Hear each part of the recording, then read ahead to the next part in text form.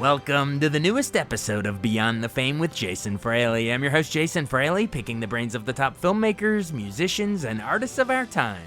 AJ Styles competes for the undisputed WWE Universal Championship tomorrow night at the Royal Rumble live on Peacock. I spoke to the Phenomenal One about his 3 challenging opponents, as well as who he thinks he'll win the over-the-top rope men's Royal Rumble match, and what he thought of his 2 previous title reigns as WWE Champion. Hey, the phenomenal AJ Styles. Hey, thanks for joining us on WTOP in Washington, D.C.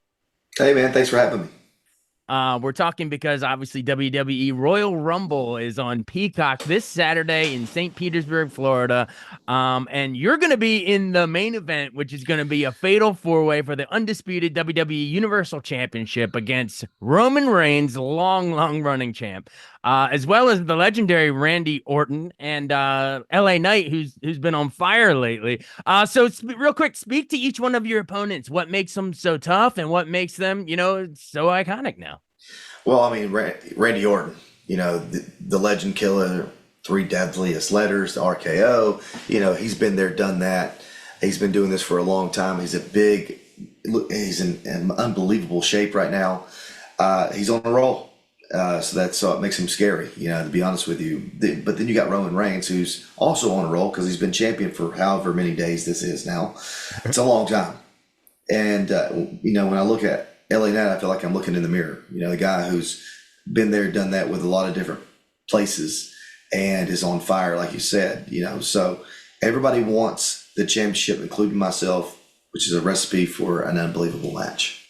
Yeah, and LA Knight, I think, by the way, he's from this area. I think he's from Hagerstown, Maryland. They just gave him like the key to the city the other day or something. But so you got your work cut out for you in this fatal 4-way. But actually, hate to break it to you, I think I got something you want here. But the toy belt? Yeah, the belt, man. That's it. I got it from Roman. So it's a fatal 5-way. No, just kidding. But seriously though, it's a huge deal that you're main eventing Royal Rumble because some of my favorite title matches come outside of the the 30-man over the top. I remember the Rock versus Mankind I Quit match was at a Rumble, and then the Cactus Jack Triple H street fight with the thumbtacks with the taxi cab and everything, that was at the Rumble. Do you have a favorite memory of like a title match from a Rumble that you remember?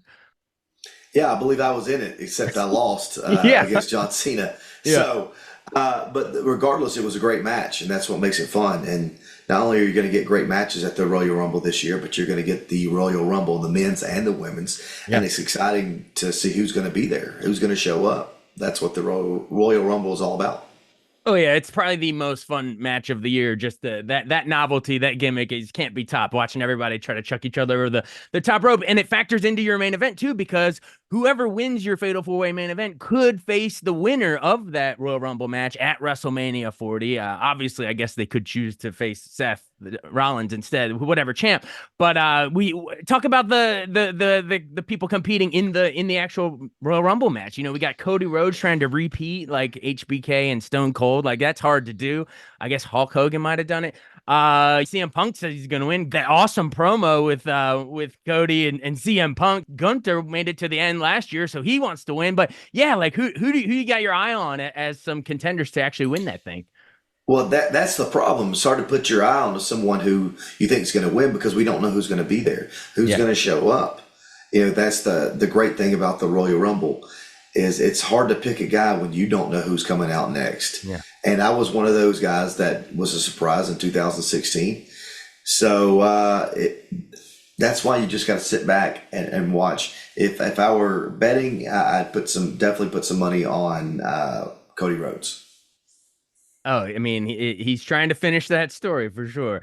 And yes, like you're saying, the surprise entries are always fun. And it's one of those, if you're sitting around with friends, you can even bring non-wrestling. I'm a fan, of course, but you can even bring non-wrestling fans and sit them on the couch for the Rumble and draw numbers. Like it is just a fun freaking night. But you mentioned your surprise appearance I was gonna say it was your WWE debut at Rumble in 2016, but I guess you had done like a brief, like, early trial stuff in like '02, but then you went away and became a legend on the indie circuit, TNA, which became Impact, New Japan. Like, you're a legend, you're like a Hall of Famer before you even got to WWE, in my opinion. But then, what was it like making that surprise entrance, your re-debut in 2016 that you mentioned? Like hearing that crowd go off. Oh my God, AJ's here. It's a moment in time that I'll never forget. 2016, I would say it was making my debut in the Royal Rumble, yeah, in WWE. But like it's hard to put into words. It's just a moment I'll never forget, and I can still look back and get those goosebumps. Remembering what that time was like, because it was scary, to be honest with you, but it was very exciting as well. Absolutely. And then you sort of alluded to another Rumble memory against Cena. I guess you had, at that point, you had won your first WWE championship, beating Dean Ambrose, aka Jon Moxley, and you had a run with that title, but you lost it to Cena at the Rumble in 2017. I know a lot of fans rank that as arguably one of your best matches in WWE. Do you agree? I mean, does that Royal Rumble match against Cena, even though you lost, do you still hold it in high regard?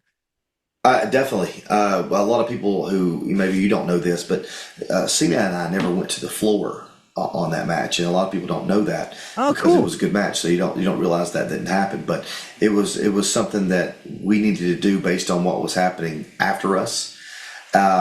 So it's just one of those things. I can't explain it to you why Cena and I had these unbelievable matches, because when you look at the matchup, we're nothing alike. No. But if opposites attract, this is one of them. And we just always had for me, it was fun. It was exciting.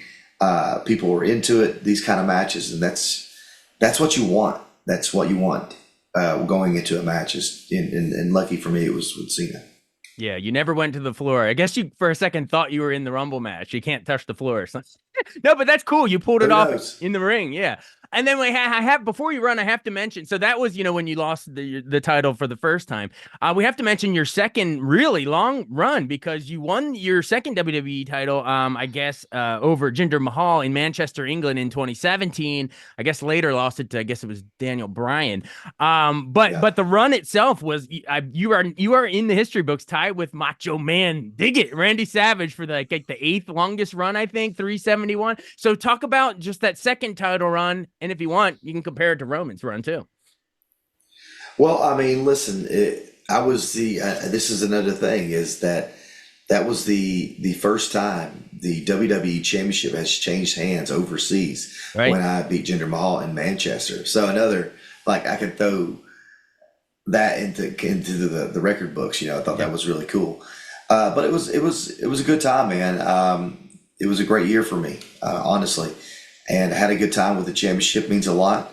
And it's time to get back to that, because it's been a minute. I need to be WWE champion again.